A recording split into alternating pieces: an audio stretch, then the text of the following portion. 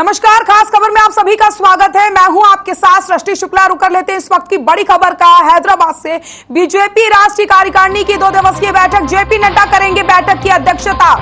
इस वक्त की बड़ी खबर, जेपी नड्डा करेंगे बैठक की अध्यक्षता। बीजेपी राष्ट्रीय अध्यक्ष हैं जेपी नड्डा। पीएम मोदी भी इस बैठक में शामिल होंगे।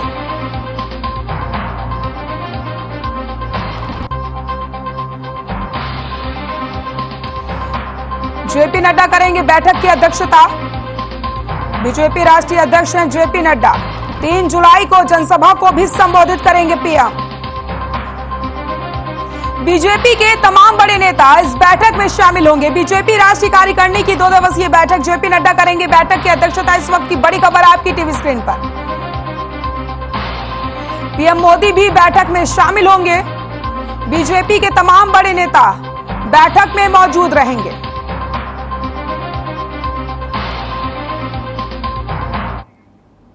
और इस वक्त की बड़ी खबर आपको बता देते हैं, सीएम मनोहर लाल आज जाएंगे हैदराबाद। दिल्ली से हैदराबाद के लिए रवाना होंगे सीएम। बीजेपी की राष्ट्रीय कार्यकारिणी की बैठक में होंगे शामिल। इस वक्त की बड़ी खबर आपकी टीवी स्क्रीन पर। 4 जुलाई को हैदराबाद से वापस लौटेंगे सीएम मनोहर लाल। 4 जुलाई को हैदराबाद से वापस लौटेंगे सीएम। दिल्ली से हैदराबाद के लिए रवाना होंगे सीएम। सीएम मनोहर लाल आज जाएंगे हैदराबाद। दिल्ली से हैदराबाद के लिए रवाना होंगे सीएम। 4 जुलाई को हैदराबाद से वापस लौटेंगे सीएम।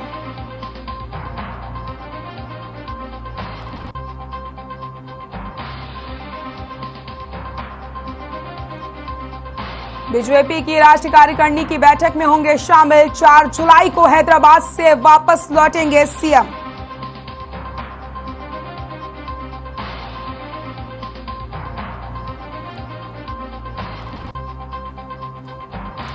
बीजेपी की कार्यकारिणी की बैठक में शामिल होंगे सीएम।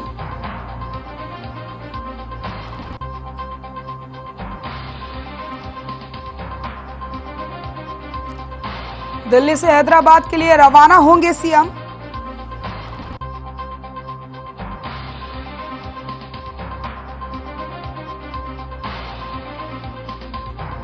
भाजपा इस बार अपनी कार्यकारिणी की बैठक हैदराबाद में कर रही है। इस मीटिंग में भाजपा के राष्ट्रीय अध्यक्ष जेपी नड्डा, प्रधानमंत्री नरेंद्र मोदी शिरकत करने वाले हैं। यहां पीएम मोदी एक रैली को भी संबोधित करेंगे। बताया जा रहा है कि कार्यकारिणी बैठक के दौरान तेलंगाना में अगले साल होने वाले विधानसभा के अलावा 2024 में प्रस्तावित लोकसभा चुनावों के मद्देनजर रणनीति तैयार की जाएगी। तो आपको बता दें, मुख्यमंत्री मनोहर लाल भी शामिल होने वाले हैं। 4 जुलाई को हैदराबाद से वापस लौटेंगे सीएम मनोहर लाल। बीजेपी राष्ट्रीय कार्यकारिणी की बैठक जेपी नड्डा करेंगे। बैठक की अध्यक्षता हैदराबाद में होने वाली है ये बैठक।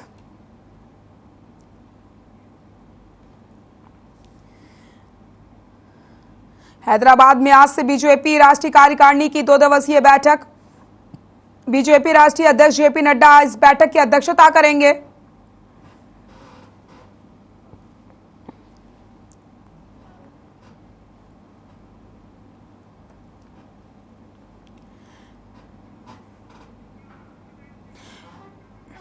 और इसी खबर पर ज्यादा जानकारी के लिए हमारे ब्यूरो चीफ स्वर्णजीत सिंह बाबा हमारे साथ जुड़ गए हैं। स्वर्णजीत, मैं आपका रुख करूंगी। बीजेपी राष्ट्रीय कार्यकारिणी की 2 दिवसीय बैठक होने जा रही है, क्या कुछ जानकारी मिल रही है? देखिए, बिल्कुल राष्ट्रीय कार्यकारिणी की 2 दिवसीय जो बैठक है, सबसे अहम इस बैठक में सबसे पहले तो मैं ये कहना चाहूंगा कि इस बैठक में सबसे पहले तो द्रौपदी मुर्मू का जो राष्ट्रपति को लेकर के एक तो ये मुद्दा रह सकता है, और दूसरा सबसे बड़ी बात आने वाले समय में देश में चुनाव है, राज्य चुनाव है, और सबसे बड़ी अहम जो बात है लोकसभा चुनाव 2024 में है। और इसे देखते हुए लगातार जो है भारतीय जनता पार्टी के नेताओं हर जगह पर, हर राज्य में एक्टिव नजर आ रहे हैं। तो कहीं ना कहीं ये भी गौर करने वाली बात। और इसी के चरण में हैदराबाद में राष्ट्रीय कार्यकारिणी की बैठक रखी हुई है। और दूसरी बात, पंजाब के अध्यक्ष आपने भी कहा कि मुख्यमंत्री मनोहर लाल खट्टर भी पहुंच रहे हैं, और साथ ही हरियाणा, पंजाब, हिमाचल और साथ ही उत्तर प्रदेश के भी अध्यक्ष वहां पर पहुंच रहे हैं। और सबसे अहम इस राष्ट्रीय कार्यकारिणी में इस साल होने वाले जो राज्य चुनाव है उनके ऊपर भी मंथन होने वाला है, क्योंकि नवंबर में हिमाचल में चुनाव है और सबसे बड़ी बात गुजरात में चुनाव है, जो कि होम टाउन है अमित शाह जो कि गृह मंत्री हैं और साथ ही देश के प्रधानमंत्री। तो कहीं ना कहीं इसे लेकर के रणनीति जो है, इन चुनाव को लेकर के रणनीति जो है वो बनाई जाएगी और आगे चल करके ये क्लियर साफ हो पाएगा कि इस बैठक का और क्या एजेंडा है। बिल्कुल स्वर्णजीत, मिशन तेलंगाना पर है बीजेपी और पूरे 18 साल बाद हैदराबाद में राष्ट्रीय कार्यकारिणी की बैठक होने जा रही है, तो कहीं ना कहीं ये कहा जा सकता है स्वर्णजीत की दक्षिण भारत का किला फतेह करने की ये एक कोशिश है बीजेपी की तरफ से। देखिए बिल्कुल आप ये कह सकते हैं कि दक्षिण भारत में भी किला फतेह करने की तैयारी में है, क्योंकि लगातार भारतीय जनता पार्टी का जो वर्चस्व है, एक्सपेंशन मैं कहूंगा, जो भारतीय जनता पार्टी की रीच है वो पूरे राज्यों में, पूरे देश के कोने कोने में होती जा रही है। और रही बात दक्षिण भारत की, आपको याद होगा पिछले जो लोकसभा चुनाव हुए थे तब साउथ के दक्षिण भारत के सुपरस्टार रजनीकांत ने भी सामने आकर के और सीधे तौर पर आकर के देश के प्रधानमंत्री नरेंद्र मोदी के पक्ष में वोट मांगा था। और तो यही कारण है, और प्रधानमंत्री बार बार ये भी कहते आए हैं कि मेरा दक्षिण भारत के साथ बहुत लगाव भी है, और भारतीय जनता पार्टी का किसी जमाने में वहां पर आधार नहीं होता था, और यही कारण है अब जब से देश के प्रधानमंत्री नरेंद्र मोदी बने हैं तो भारतीय जनता पार्टी का ग्राफ जो है, मतदाताओं का जो ग्राफ है वो लगातार बढ़ा है। चाहे तेलंगाना, आपने हैदराबाद की बात की, चाहे हम और राज्यों और विधानसभा की बात कर लें दक्षिण की खास तौर पर, तो कहीं ना कहीं पहले और अब में फर्क है। और यही कारण है कि हैदराबाद में आज ये राष्ट्रीय कार्यकारिणी की बैठक रखी गई, 2 दिन ये चलने वाली है, और भी कई मुद्दे जो है उस पर चर्चा हो सकती है, लेकिन जी हाँ बिल्कुल आपने ठीक कहा कि तेलंगाना जो है वो मुख्य रहने वाला है। बिल्कुल स्वर्णजीत, आप हमारे साथ बने रहिए, हम लगातार आपसे अपडेट लेते रहेंगे। तो आपको बताते चले, भाजपा की राष्ट्रीय कार्यकारिणी की बैठक 2 और 3 जुलाई को हैदराबाद में हो रही है। बैठक में पार्टी के सभी बड़े नेता शामिल होंगे। बताया जा रहा है कि पीएम मोदी, गृह मंत्री अमित शाह और बीजेपी शासित राज्यों के सीएम इस मीटिंग में शामिल होने जा रहे हैं। बीजेपी सांसद अनिल बलूनी ने बताया कि मीटिंग में इस बात पर मंथन किया जाएगा कि पार्टी आने वाले दिनों में क्या कदम उठाएगी। तो यहां पर रणनीति पर चर्चा होगी। भाजपा के एक वरिष्ठ नेता ने बताया कि बैठक के एजेंडे में पार्टी का विस्तार, 2024 का आम चुनाव और पार्टी की नई नीतियों पर चर्चा करना शामिल है। इसके साथ ही यह भी चर्चा होगी कि ऐसे कौन से क्षेत्र हैं जहां पार्टी के अधिक कार्यकर्ताओं को शामिल किए जाने की जरूरत है। बैठक के दौरान एक फोटो एग्जीबिशन में लगाई जाएगी। इसमें वरिष्ठ नेताओं और पहले आयोजित हुई राष्ट्रीय कार्यकारिणी की बैठक की तस्वीरें प्रदर्शित की जाएंगी। वहीं प्रधानमंत्री नरेंद्र मोदी के 2 जुलाई को हैदराबाद पहुंचने का कार्यक्रम है। बताया जा रहा है कि बैठक में के बाद वो संबोधित भी करेंगे। और इसी के साथ इसी खबर को लेकर की ज्यादा जानकारी के लिए हमारे साथ स्वर्णजीत सिंह बाबा हमारे साथ लगातार जुड़े हुए हैं। स्वर्णजीत, मैं आपका रुख कर लेती हूं।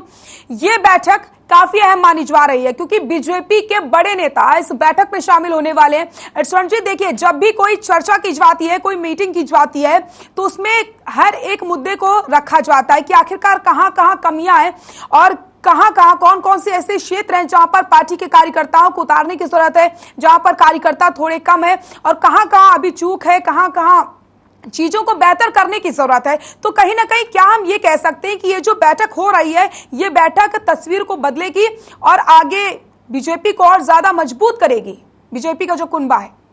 बिल्कुल सृष्टि, भारतीय जनता पार्टी आज देश में, या यूं कहें कि सबसे ज्यादा अगर कार्यकर्ताओं की मैं बात करूं तो भारतीय जनता पार्टी ने रिकॉर्ड तोड़ जो है पार्टी के कार्यकर्ता और नेता है, या लगभग अगर मैं गलत नहीं हूं तो 5 करोड़ से भी अधिक जो है आज परिवार जो है भारतीय जनता पार्टी का बढ़ चुका है। इसका मुख्य कारण सृष्टि यही है कि जब से देश की भागदौड़ जो है देश के प्रधानमंत्री नरेंद्र मोदी के पास आई है, तभी से भारतीय जनता पार्टी में वे ऑफ वर्किंग जो है उसमें भी बहुत ज्यादा बदलाव हुआ है। आपको याद होगा जिस जमाने में अटल बिहारी वाजपेयी हुआ करते थे, लाल कृष्ण आडवाणी हुआ करते थे और सुषमा स्वराज हुआ करती थी, नितिन गडकरी और भी दिग्गज नेता हुआ करते थे, तो उस जमाने में और आज के समय में बहुत ज्यादा फर्क है और भारतीय जनता पार्टी में बहुत बदलाव हुआ है। एक छोटा सा उदाहरण देता हूं मैं, आपको सृष्टि कि पहले जो है बूथ लेवल के कार्यकर्ताओं तक कहीं ना कहीं ट्यूनिंग बनाने की जो कोशिश है वो विधायक के द्वारा की जाती थी, लेकिन आज पन्ना प्रमुख, सबसे महत्वपूर्ण पन्ना प्रमुख जिसके साथ इन टच मतलब जिनके साथ समीकरण जो है प्रदेश के अध्यक्ष बना करके रखते हैं। आप ये देखिए, पन्ना प्रमुख जो है उसको मोहल्ले गली का ये पता है कि पन्ना प्रमुख के अंडर इतने मतदाता हैं, और उन मतदाताओं के साथ पन्ना प्रमुख जो है संवाद रखता है, उनसे बातचीत करता है, उनके काम को समझता है। पार्टी के अगर कार्यकर्ता है या नेता, उनसे क्या मैसेज कन्वे करना है, ऊपर से मैसेज क्या आया, ये आप ये देख सकते हैं। और यही कारण है कि लगातार देश में भारतीय जनता पार्टी की पकड़ जो है वो मजबूत होती जा रही है। अंग्रेजी में कहावत है कि माइक्रो एंड मैक्रो मैनेजमेंट में दो चीजें सिखाई जाती हैं। तो कहीं ना कहीं माइक्रो जो है वो बारीकी से, जिसे हम माइक्रोस्कोप कहते हैं, मैक्रो जो है वो ज्यादा होता है, बड़ा। तो आज भारतीय जनता पार्टी कहीं ना कहीं माइक्रो तरीके से काम कर रही है। और आज ये 2 दिन की राष्ट्रीय कार्यकारिणी की बैठक में मुख्य मुद्दे तो देखिए सृष्टि, जो है वो हिमाचल का चुनाव रहने वाला है, गुजरात का चुनाव रहने वाला है, क्योंकि कुछ ही यूं कहें कि कुछ गिनती के दिन रह गए हैं, क्योंकि इस समय हिमाचल में भी भारतीय जनता पार्टी की सरकार है, जयराम ठाकुर जो है वहां के मुख्यमंत्री हैं, और गुजरात में भी इस समय जो है भारतीय जनता पार्टी की सरकार है। और बहुत बड़ा नेता, अपने आप में बहुत बड़ा नेता जो कांग्रेस छोड़कर गुजरात में भारतीय जनता पार्टी में शामिल हुआ है, मैं बात कर रहा हूं हार्दिक पटेल की। और जिस किसी समय में पटेल की बात को लेकर के बहुत गुजरात में पिछले चुनाव में, पिछले विधानसभा चुनाव में बहुत बड़ा जो सपोर्ट था वो हार्दिक पटेल को मिला था, लेकिन आज भी स्थिति बदल चुकी है। तो कहीं ना कहीं सृष्टि, भारतीय जनता पार्टी के जो दिग्गज लीडरशिप है, उन्हें अब पता चल चुका है कि देश की नब्ज क्या है, आखिर देश में देश के लोग क्या चाहते हैं, और खास तौर पर भारतीय जनता पार्टी का नेता और सबसे आखिरी कतार में खड़ा कार्यकर्ता, उसके साथ जो कहीं ना कहीं वो जो ट्यूनिंग जो रहती है, यही कारण है कि हर राज्य में बम्पर सीटें जो है वो भारतीय जनता पार्टी को मिल रही हैं। और सृष्टि, मैं यही कहना चाहूंगा कि इन 2 दिनों में राष्ट्रीय कार्यकारिणी की बैठक में मुख्य तौर पर जो इस वर्ष राज्य के चुनाव है वो रहने वाले हैं। बिल्कुल स्वर्ण जी, देखिए जिस तरीके से जब भी कमियां होती हैं तो उसको लेकर के बातचीत करना बहुत जरूरी होता है, और यहाँ पर जिस तरीके से हम देखते हैं कि बीजेपी जब भी कोई कमी होती है तो उसको लेकर चर्चा करती है और जल्द से जल्द उस कमी को दूर करने का प्रयास भी किया जाता है। लेकिन यहाँ पर आप देखिए, हैदराबाद में 18 साल बाद ये बैठक होने जा रही है। इससे पहले 2004 में बैठक की गई थी, और एजेंडा क्या है, 2024 का जो चुनाव है। ऐसे में तेलंगाना के लिए ये बैठक काफी महत्वपूर्ण मानी जा रही है, ये हम समझ सकते हैं। तो तेलंगाना, जहां पर ये बैठक 18 वर्ष के बाद भारतीय जनता पार्टी के द्वारा रखी गई है, तो ये वही गढ़ है, ये उन्हीं का गढ़ है। मैं माफी चाहूंगा, मैं उनका नाम अभी मैं अपने दर्शकों को जरूर बताऊंगा। ये उन्हीं का गढ़ है जो बार बार भारतीय जनता पार्टी के ऊपर प्रहार करते आए हैं। कुरैशी भाई, जो उनकी पार्टी का नाम अभी मेरे को ध्यान में नहीं है, ये उन्हीं का गढ़ है हैदराबाद, जहां से वो सांसद है। जो भारतीय जनता पार्टी जिनके निशाने पर रहती है, जो सांप्रदायिक भावनाओं को लगातार उनके ऊपर आरोप लगते आए हैं कि वो भड़काते रहते हैं। तो भारतीय जनता पार्टी ने भी कहीं ना कहीं कांग्रेस को और ऐसी क्षेत्रीय पार्टियों को कहीं ना कहीं दिखाने के लिए तो एक यहाँ हैदराबाद में बैठक रखी ही है, और दूसरी दक्षिण भारत में भारतीय जनता पार्टी की पकड़ जो है वो और मजबूत हो।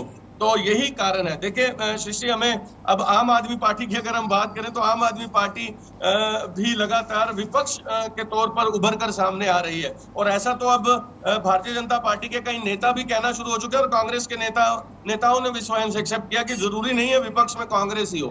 तो भारतीय जनता पार्टी का आज ये 2 दिवसीय राष्ट्रीय कार्यकारिणी की बैठक ये बहुत कुछ लेकर के आएगी, और हमारा प्रयास रहेगा सृष्टि की शाम होते होते हम अपने दर्शकों को आज एजेंडा इस बैठक का क्या रहा वो लेकर आएंगे। बिल्कुल स्वर्ण जी, सही कहा आपने, कई अहम मुद्दों पर आज बैठक होने वाली है, और पार्टी विस्तार भी इस बैठक में एक अहम मुद्दा है। तो आपको बताते चले, कई बड़े नेता इस बैठक में शामिल होने वाले हैं, और कुछ भी समय में बात पता चल जाएगी कि आखिरकार किन किन मुद्दों पर बातचीत हुई है। तो हम लगातार आपको अपडेट भी देते रहेंगे। बहुत बहुत शुक्रिया स्वर्णजीत आपका तमाम जानकारी के लिए। तो आइए रुक कर लेते हैं अगली खबर का। रतिया बार एसोसिएशन के पूर्व अध्यक्ष महेश तनेजा ने रतिया नगर पालिका अधिकारियों पर एनओसी जारी करने पर मोटी रिश्वत लेने के गंभीर आरोप लगाए। एडवोकेट महेश तनेजा ने बताया कि रतिया नगर पालिका में अधिकारी जमीनों के कोड बदल करके एनओसी जारी कर रहे हैं और इसके लिए वो रिश्वत के तौर पर अच्छी खासी रकम भी ले रहे हैं।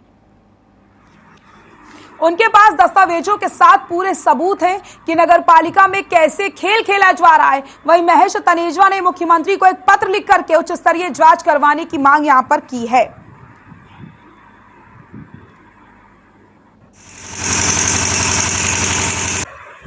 मामला नगर पालिका रतिया भ्रष्टाचार का अड्डा बन चुकी है। कोई प्रशासनिक अधिकारी सुनने वाला नहीं है।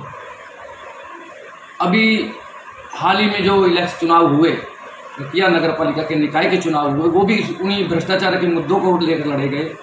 जो सबसे अहम मुद्दा है वो है एनओसी को लेकर। लोगों को एनओसी के लिए बार बार चक्कर काटने पड़ रहे हैं।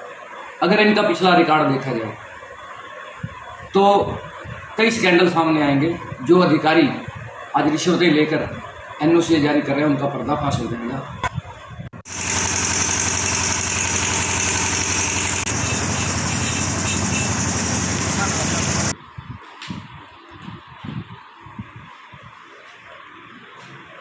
तो आपको बता दें कि एडवोकेट ने यहां पर नगर पालिका के अधिकारियों पर गंभीर आरोप लगाए हैं।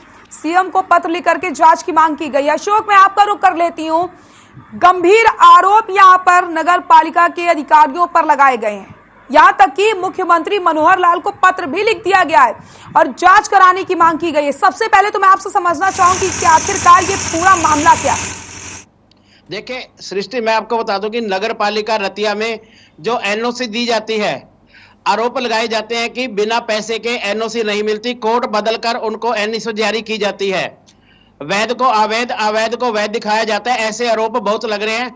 सबसे बड़ा मामला यह है कि जो अब नगर पालिका प्रधान पद का चुनाव हुआ था, लगभग सभी प्रत्याशियों ने अपने मैनिफेस्टो में यह चीज जरूर लिखी कि जब भी वह जीतेंगे और जो भी ये एनओसी का मैटर है उसमें पूरी शुद्धता लाएंगे, बिना रिश्वत के एनओसी जारी करवाया करेंगे। हर प्रत्याशी ने ये ऐसे काम किए थे और इसको लेकर अभी जो बार एसोसिएशन के पूर्व अध्यक्ष हैं महेश तनेजा एडवोकेट, उन्होंने नगर पालिका के ऊपर कई गंभीर आरोप लगाए हैं। मेरे साथ वो मौजूद हैं, उन्हीं से मैं जानता हूं कि आखिर जो उन्होंने आरोप लगाए हैं किस मुद्दे को लेकर लगाए हैं। महेश जी आइए। महेश जी, हर खबर में आपका स्वागत है। धन्यवाद। सबसे पहले तो मैं आपका और मामला मीडिया का धन्यवाद करता हूं जिन्होंने इस गंभीर मुद्दे को उठाने का प्रयास किया। मामला क्या है ये जो आपने नगर पालिका पर इतने गंभीर आरोप लगाए हैं? मामला भ्रष्टाचार को लेकर है। नगर पालिका जो है भ्रष्टाचार का अड्डा बन चुकी है। अभी जो स्थानीय निकाय चुनाव हुए रतिया के, तो सभी प्रत्याशियों ने यही मुद्दा सबसे पहले उठाया था कि जो भ्रष्टाचार व्याप्त है नगर पालिका के अंदर, उस पर हम नकेल कसेंगे। आपके पास कोई ऐसा सबूत है जिसके आधार पे ये आरोप लगा रहे हैं आप? मैं वकील हूं और बिना सबूतों से बिना मैं बात नहीं करूंगा। मेरे पास टोटल सबूत हैं। क्या क्या यहाँ खेल चल रहा है। वैध को अवैध कर दिया जाता है, अवैध को वैध कर दिया जाता है। जो इनको चढ़ा देता है उनको एनओसी जारी कर देता है। किस तरह का ऐसा कोई सबूत है आपके पास जिसके आधार पे ये आरोप लगा रहे हैं आप? 17 दिसंबर 2020 को एक जसविंदर कौर परविंदर कौर को खसरा नंबर 232 का 11/17/1 की एनओसी जारी होती है। उसी एनओसी को, उसी रकबे की एनओसी के लिए रंजीत कौर और मीनाक्षी जाती हैं नगर पालिका में एनओसी लेने के लिए। उसी को अवैध घोषित कर दिया जाता है। एक ही किला नंबर है, एक ही खसरा नंबर है, साथ दोनों की पड़ोसियां, एक ही दीवार है। एक को एनओसी अप्रूव्ड की दे दी जाती है, एक को एनओसी अनअप्रूव्ड की दे दी जाती है। इसमें कोई नगर पालिका की सीमा का मुद्दा भी तो आ सकता है जिसके कारण ये अवैध दिखाई जाती है। जो कॉलोनी है वो अरोड़ा कॉलोनी नाम से है और वो नगर पालिका की सीमा के अंदर है, वार्ड नंबर 12 में स्थित है। तो उसमें सीमा का तो कोई सवाल ही नहीं है कि नगर पालिका की सीमा से बाहर का मुद्दा नहीं। अवैध दिखाई जाती है, उसमें कोई डिमांड की गई है? डिमांड मतलब कोई पैसे की डिमांड की गई ऐसे जो ऐसे आरोप लगा रहे हैं आप? भ्रष्टाचार का कहने का मेरा मतलब ही यही है कि वो पैसे की मांग करते हैं और यहाँ उनके स्थानीय दलाल छोड़े हुए हैं। जो दलाल रिश्वत पहुंचा देते हैं उनका काम हो जाता है। तो फिर और भी इसके अलावा कुछ सबूत है आपके पास? इसके अलावा जो सबूत है, जो पूरे शहर के अंदर सर्वे किया गया एनओसी के नाम पर और सरकार से पैसे लिए गए, उसका भी एक सबूत है मेरे पास कि जो एनओसी बनाई गई उसमें जो एनओसी जारी की गई उसमें ना तो किसी मकान मालिक का नाम है और ना ही उनका कोई प्रॉपर एड्रेस है। ये एनओसी है, इस पे ऊपर किसी का नाम नहीं है, किसी का नाम नहीं है, कोई उसका एड्रेस सही नहीं है, परमानेंट एड्रेस सही नहीं है, मालिक का नाम नहीं है। और ये एनओसी का ठेका किस कंपनी के पास है, किस नगर पालिका के अधिकारी के पास है, इसकी भी जांच की जाए। जो ये पैसे सरकार से हड़पे जा रहे हैं वो किस नियत से हड़पे जा रहे हैं। तो अब आपने डिमांड क्या की है? मेरी डिमांड यही है, मुख्यमंत्री जी को मैंने शिकायत भेजी है कि इसके ऊपर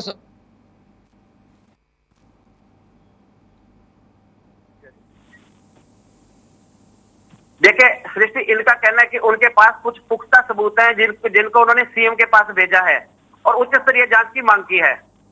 बिल्कुल अशोक, मैं आपसे जानना चाहती हूँ कि सवाल करिए तनेजा जी से कि क्या अभी तक प्रशासन की तरफ से कोई अपडेट आया है कि कार्रवाई को लेकर के, और क्या किसी अधिकारी ने उनसे बातचीत करने का प्रयास किया? देखिए अभी सुबह ही इन्होंने मुख्यमंत्री को एक पत्र भेजा है जी, जिसको लेकर इन्होंने अपनी बात रखी है। जी अशोक, मैं आपसे जानना चाहती हूँ कि जिस तरीके से नगर निगम पर यहाँ पर गंभीर आरोप लग रहे हैं और भ्रष्टाचार के आरोप यहाँ पर लगाए जा रहे हैं, तो क्या आपकी किसी अधिकारी से बात हुई है नगर निगम के जिनसे आपने इस मुद्दे पर बातचीत की हुई, और फिर वहां से क्या कुछ प्रतिक्रिया सामने आई है? देखिए अभी जो छुट्टी का दिन है इसको लेकर सचिव से उन्हें बार बार फोन पे संपर्क साधने की कोशिश की है, मगर उनसे बातचीत नहीं हुई। जब बातचीत होगी उनका भी हम पक्ष जानेंगे कि आखिर ये आरोप लग रहे हैं किस आधार पे लग रहे हैं। बिल्कुल, तो यहाँ पर अभी अधिकारियों से बात नहीं हो पाई है, लेकिन एक ये बड़ा मुद्दा बन चुका है क्योंकि जिस तरीके से नगर निगम के अधिकारियों पर यहाँ पर आरोप लगाए हैं, भ्रष्टाचार का आरोप यहाँ पर लग रहा है, एनओसी जारी करने पर रिश्वत ली जाती है, इस तरीके के आरोप यहाँ पर एडवोकेट ने लगाए हैं। तो साफ तौर पर अब मुख्यमंत्री मनोहर लाल को पत्र लिख दिया गया है और जांच कराने की मांग की गई। अब देखने वाली बात यही होगी यहाँ पर कि क्या कुछ सामने निकल कर आता है। अशोक, बहुत बहुत शुक्रिया आपका तमाम जानकारी के लिए।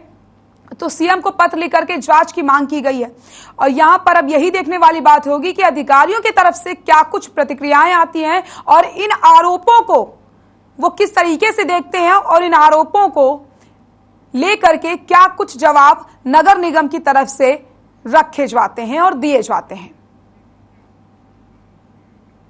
रुक लेते हैं अगली खबर का। देश में एक दिन में 17,092 कोरोना के नए मरीज सामने आए और कोरोना के चलते 29 लोगों की मौत हो गई, जबकि 14,684 लोग कोरोना से ठीक हुए, जिसके बाद देश में कोरोना का जो रिकवरी रेट वो 98.54% पहुंच गया। बात करें हम कोरोना के एक्टिव केसों की, तो देश में फिलहाल कोरोना के 1,09,568 केस एक्टिव हैं और अब तक देश में कोरोना से 5,25,168 लोगों की मौत हो चुकी है।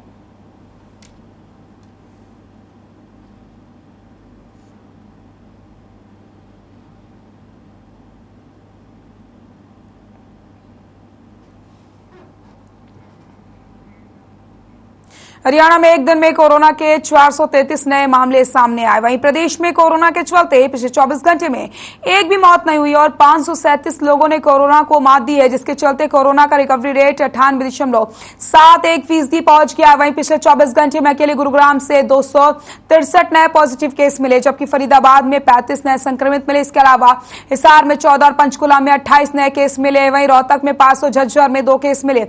अगर बात करें प्रदेश में एक्टिव केसों की, तो फिलहाल प्रदेश में कोरोना के 2,486 केस एक्टिव हैं, जबकि 10,624 लोगों ने अब तक अपनी जान गंवाई है।